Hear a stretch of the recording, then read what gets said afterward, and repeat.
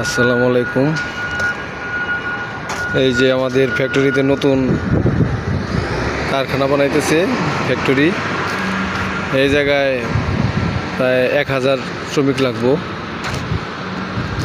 বেতন 2600, 30 দিন ডিউটি, থাকা কোম্পানি, খাওয়া নিজের। ঠিক আছে। এই যে এখন কাজ আপাতত নিচতলা কমপ্লিট হয়েছে, গ্রাউন্ড ফ্লোর, দোতলা। ঠিক আছে। আর যেগুলো কমপ্লিট, যেগুলো কমপ্লিট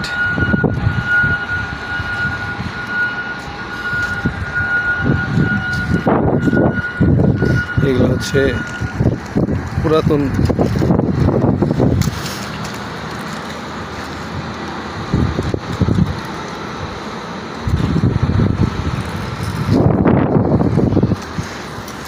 ভবন